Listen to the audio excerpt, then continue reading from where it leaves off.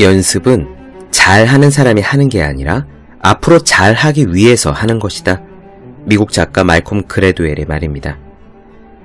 미국 IT 기업 시스코의 CEO인 존 챔버스는요, 자신감 넘치는 연설을 하기로 유명합니다. 연설 중에 그는 연예인처럼 객석을 돌아다니고요, 청중의 이름을 자연스럽게 부르기도 해요. 영국의 수상이었던 윈스턴 처칠 역시 20세기의 대표적인 연설가입니다. 그는 제2차 세계대전에 암울했던 시기에 확신에 찬 연설로서 국민들에게 희망을 심어주었죠. 그것이 어찌나 자연스러웠는지 처칠은 즉흥 연설의 대가라는 평을 들었습니다. 이 존 챔버스와 처칠에게는 놀라운 한 가지 공통점이 있어요. 다이나믹하고 자연스러운 그들의 연설은 사실 즉흥이 아니었다는 겁니다. 오히려 그와는 정반대였죠.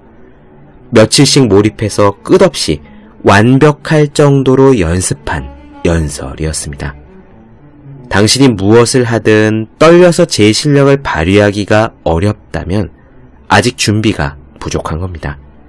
실전을 연습처럼 할 수 있는 여유는 열심히 준비한 사람만이 누릴 수 있어요.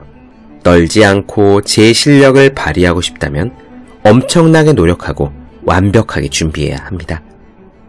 책상 위에 놓기만 해도 공부하고 싶어지는 365 혼공 캘린더, 떨지 않고 제 실력을 발휘하고 싶다면 의 한 대목으로 시작합니다.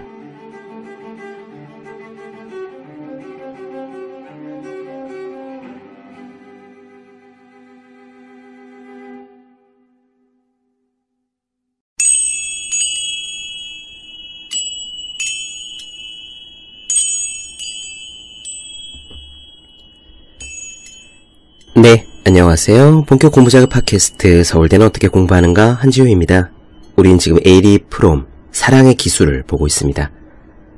지난 시간에 말하길 인간의 궁극적인 문제, 실존적 문제에 대한 궁극의 해결책은 사랑이라고 했습니다.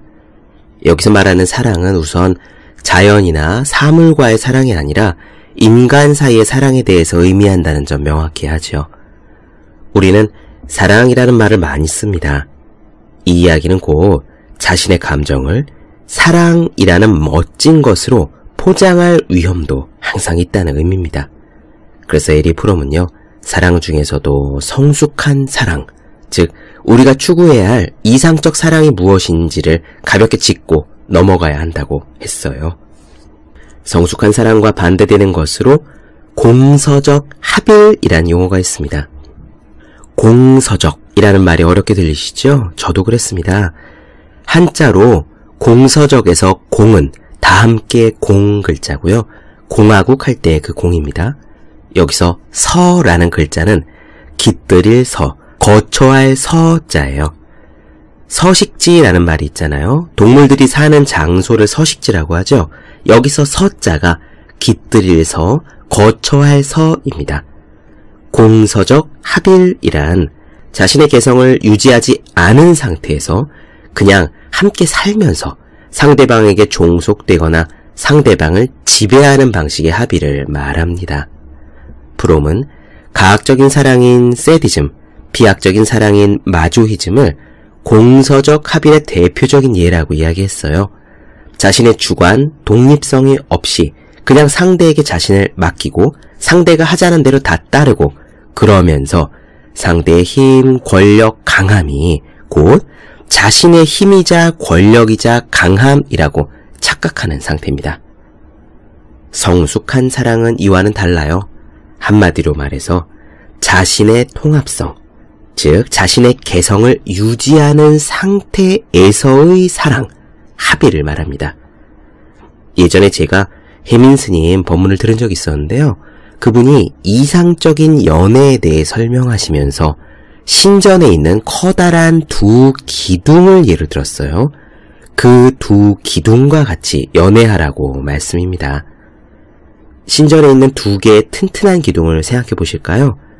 두 기둥이 각자의 몫을 하고 함께 지붕을 떠받칩니다. 기둥 사이에 공간이 있죠. 거리가 있고 그 사이로 바람이 드나듭니다. 하지만 그 두 개의 기둥은 늘 일정한 거리에 서서 상대와 함께 있어요. 이런 것이 성숙한 사랑의 비유라고 할 수 있을 것 같네요. 성숙한 사랑에서 중요한 것은 능동성입니다. 사랑받는 것이 아니라 주는 것이 사랑의 핵심이라는 이야기가 이어질 거고요. 이 성숙한 사랑의 4가지 속성으로 보호, 책임, 존경, 지식이 나옵니다. 이 4가지를 갖추어야 성숙한 사랑이에요. 우리가 누군가를 사랑할 때 혹은 사랑하고 있다고 생각할 때 이 4가지 조건을 자신이 갖추었는지, 그러니까 상대를 보호하려 하는지, 상대에 대해 내가 책임감을 갖고 있는지, 상대를 존중하고 존경하는지, 그리고 상대가 어떤 사람인지 알고 있는지, 이 4가지를 스스로 돌아보면서 오늘 이야기 들어주셨으면 좋겠습니다. 그럼 시작할게요. 공서적 합일은 임신한 어머니와 태아의 관계에서 그 생물학적인 유형을 볼 수 있다.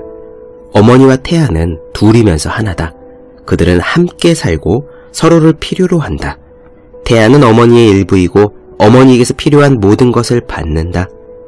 그런데 정신적인 공서적 합일에도 두 신체는 독립적이지만 심리적으로는 동일한 애착이 존재한다. 공서적 합일에는 능동적인 형태와 수동적인 형태가 있다. 수동적 형태의 공서적 합일은 복종이다. 임상심리학적 용어를 사용한다면 피학대 음란증, 즉 마조히즘이다. 이러한 마조히즘은 인간이 자신을 지휘하고 인도하고 보호하는 사람, 말하자면 자신이 다른 사람의 일부가 됨으로써 견디기 어려운 고립감과 분리감에서 도피한다. 인간이 복종하고 있는 자의 힘은 그것이 인간이든 신이든 간에 점점 커진다. 그는 모든 것이고 그의 일부가 아닌 한 나는 의미가 없다. 나는 그 위대한 것, 저 사람의 일부분으로서 저 사람의 위대함과 힘과 확실성을 가진다. 이러한 마조히즘적 성격이 있으면 결정을 내릴 필요가 없고 모험도 할 필요가 없다. 외롭지도 않다. 하지만 그는 독립하지 못했다. 이러한 마조히즘적 복종에는 꼭 사람뿐만 아니라 운명에 대한, 병에 대한, 음악에 대한, 마약과 최면에 대한 도취적 상태에 대한 복종도 있다. 이러한 모든 경우 마조히즘은 자신의 통합성, 즉 자신의 개성을 포기하고 자기 자신을 다른 사람 또는 자신의 밖에 있는 어떤 것의 도구로 만들어버린다.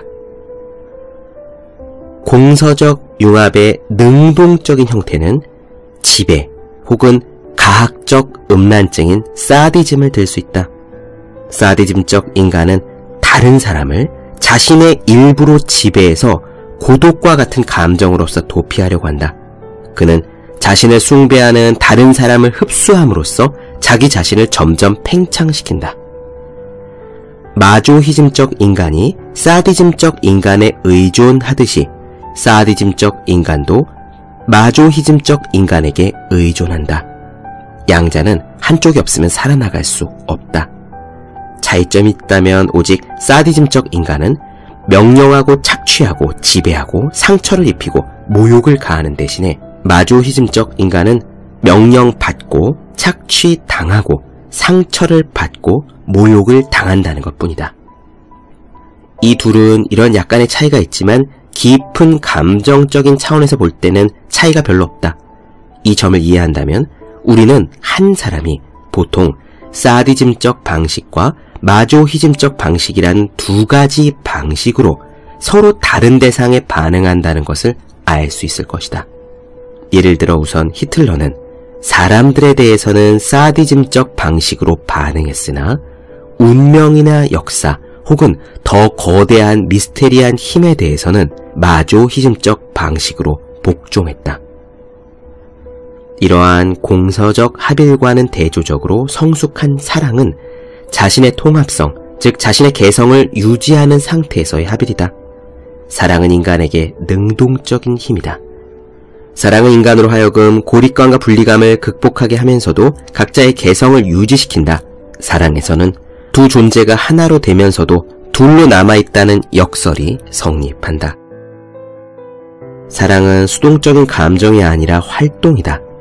사랑은 참여하는 것이지 푹 빠지는 것이 아니다. 가장 일반적인 방식으로 사랑의 능동성을 표현하자면 사랑은 본래 주는 것이지 받는 것이 아니라고 설명할 수 있다. 준다는 것은 무슨 뜻일까? 이 대답은 잠옷 단순해 보이지만 사실은 매우 복잡하다. 예를 들어 시장형 성격의 사람은 주려고는 하지만 단지 받는 것과 교환을 통해서 주려고 한다. 그런 사람에게는 받는 것 없이 사랑을 주기만 하는 것은 일종의 사기를 당하는 것과 같이 느껴진다. 성격이 비생산적인 사람들은 주는 것을 가난해지는 것으로 생각한다. 그러므로 이들 대부분은 주려고 하지 않는다. 어떤 사람들은 희생한다는 의미에서 주는 것을 미덕이라고 여기기도 한다. 이런 이들과는 달리 생산적인 성격의 사람들의 경우 주는 것은 전혀 다른 의미를 갖는다. 주는 것은 잠재적인 능력의 최고 표현이다. 준다고 하는 행위 자체에서 나는 나의 힘, 나의 부, 나의 능력을 경험한다. 주면서 나의 생명력과 잠재력을 경험하고 주면서 환희를 느낀다. 나는 넘쳐 흐르고 생동하고 생명력이 가득한 자로서, 즉 즐겁고 기쁜 자로서 주는 행위를 경험한다. 물질적인 의미로 볼 때 준다는 것은 부자라는 것을 의미한다. 많이 갖고 있는 자가 부자가 아니다. 많이 줄 수 있는 자가 부자다. 하나라도 잃어버릴까 안달을 하는 사람은 심리학적으로 말하면 아무리 많이 갖고 있더라도 가난한 사람, 가난해진 사람이다. 자기 자신을 줄 수 있는 사람은 누구든지 부자다. 그러나 준다고 하는 점에서 가장 중요한 영역은 이런 물질적인 영역이 아니라 인간적인 영역에 있다. 즉, 자기 자신, 자신이 갖고 있는 것 중에 가장 소중한 것, 다시 말해 생명을 준다는 이야기다. 이 말이 꼭 남을 위해 자신의 생명을 희생한다는 뜻은 아니다.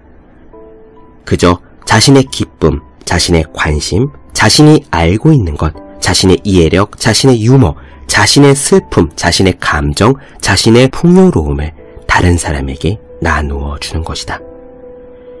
이와 같은 방식으로 자신의 생명을 줌으로써 그는 다른 사람들을 풍요롭게 만들고 타인의 생명력을 고양시킨다. 그는 받으려고 주는 것이 아니다. 그에게는 주는 것 자체가 대단한 기쁨이다. 그러나 이렇게 줌으로써 그는 다른 사람의 삶에 무엇인가를 야기하지 않을 수 없고, 이와 같이 다른 사람들의 삶에 무언가가 들어간 것은 그에게 되돌아온다. 진정을 다해 베풀 때 그는 그에게로 되돌아오는 것을 받지 않을 수 없다. 준다는 것은 다른 사람을 주는 자로 만들고 결국 두 사람 다 무언가를 탄생시키는 생산적인 기쁨에 참여하도록 한다. 이 말은 특히 사랑에 대해서는 사랑은 사랑을 일으키는 힘이고 무능력은 사랑을 일으키는 능력이 없다는 뜻으로 해석할 수 있다. 마르크스는 이렇게 말했다. 인간을 인간으로 생각하고 인간과 세계의 관계를 인간적인 관계로 생각하라. 그러면 당신은 사랑은 사랑으로만, 신뢰는 신뢰로만 교환하게 될 것이다. 다른 사람들에 대한 영향력을 갖고 싶다면 당신은 실제로 다른 사람을 격려하고 발전시키는 사람이 되어야 한다. 사랑의 능동적인 성격은 어떤 기본적인 요소들을 내포하고 있다는 사실에서 알 수 있다. 이러한 요소들은 보호, 책임, 존경, 지식 등이다. 사랑의 보호가 포함되어 있다는 것은 자식에 대한 모성애를 보면 알 수 있다. 동물이나 꽃에 대한 사랑도 결코 다르지 않다. 꽃을 사랑한다고 말을 하면서 꽃에 물을 주는 것을 잊어버린 여자를 본다면 우리는 그녀가 꽃을 사랑한다고 믿지 않을 것이다. 사랑은 사랑하고 있는 자의 생명과 성장에 대한 우리의 관심을 말한다. 보호와 관심에는 사랑의 또 다른 측면, 곧 책임이라는 것이 포함되어 있다. 책임은 responsibility, 요구에 대한 나의 반응을 의미한다.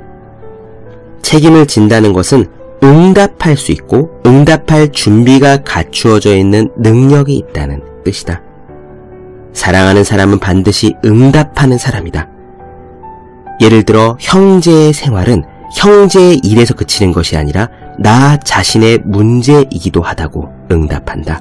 사랑하는 사람은 자기 자신에게 책임을 지는 것과 마찬가지로 동포들에게도 책임을 느낀다. 그런데 만일 사랑의 세 번째 요소인 존경이 없다면 책임은 쉽게 지배와 소유로 타락할지도 모른다. 존경은 두려움이나 외경을 말하는 것이 아니다. 존경이라는 말의 어원은 레스피켈의 바라보다 라는 뜻이다. 어떤 사람을 있는 그대로 보고 그의 독특한 개성을 아는 능력이 존경이다.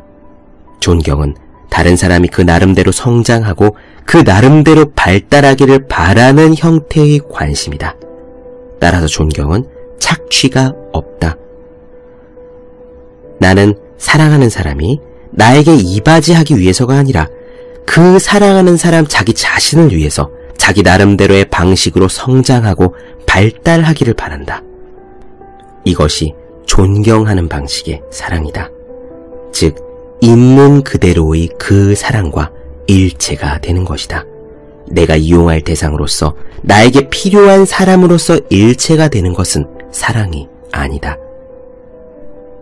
만일 내가 어떤 사람을 사랑한다면 나는 있는 그대로의 그 사람과 일체가 되는 것이지 내가 이용할 대상으로서 나에게 필요한 그 사람과 일체가 되는 것은 아니다. 내가 독립을 성취할 때에만, 다시 말해 목발 없이 내가 남을 지배하거나 착취하지 않아도 나 스스로 홀로 걸을 수 있을 때만 존경이 가능하다는 것은 분명하다. 존경은 오직 자유를 바탕으로 해서 성립될 수 있다. 어떤 사람을 존경하려면 그를 잘 알지 않고서는 불가능할 것이다. 보호와 책임은 지식에 의해 인도되지 않는다면 맹목적이다. 그리고 이러한 지식은 그에 대한 관심에 의해 동기가 주어지지 않으면 공허하다. 이렇게 보호, 책임, 존경, 지식은 서로 의존하고 있다.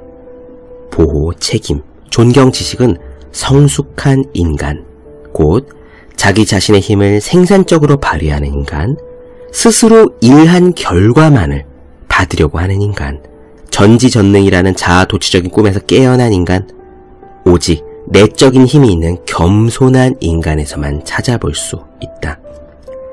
이슬람교의 위대한 시인이자 신비주의자 루미는 사랑에 대해 이렇게 노래했다.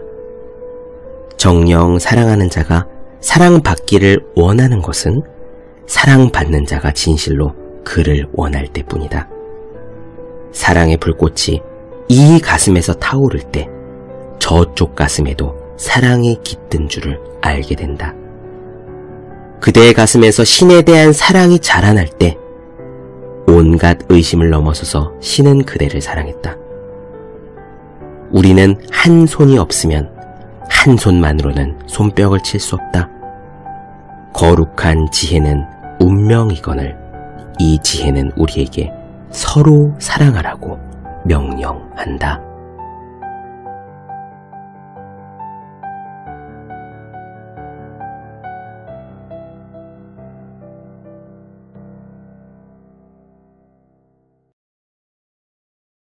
네, 본격 공부자극 팟캐스트 서울대는 어떻게 공부하는가, 에리 프롬의 사랑의 기술 나눠드렸습니다. 더 많은 이야기가 궁금하신 분들, 질문사항 있으신 분들은 제 네이버 블로그 생의 즐거운 편지, 다음 카카오 브런치 한주의 브런치, 인스타그램에서 해시태그 서울대는 어떻게 공부하는가, 유튜브에서 서울대는 어떻게 공부하는가 검색해주시면 좋겠습니다. 또 혼자 공부하는 사람의 필수품, 왜 이런 책이 지금까지 없었을까, 학생, 수험생, 취준생, 직장인 등 공부하는 모든 분들을 위해 공부는 어떻게 하는 것인지 설명한 혼자 하는 공부의 정석, 그리고 책상에 놓기만 해도 공부하고 싶어지는 111 공부자극 캘린더, 365 홍콩 캘린더를 아직 읽지 않으셨다면 꼭 읽어보셨으면 합니다. 분명 도움이 되실 거예요. 오늘 여기까지 하겠습니다. 전 다음 시간에 뵐게요. 여러분 모두 열심히 공부하십시오. 저도 열심히 하겠습니다.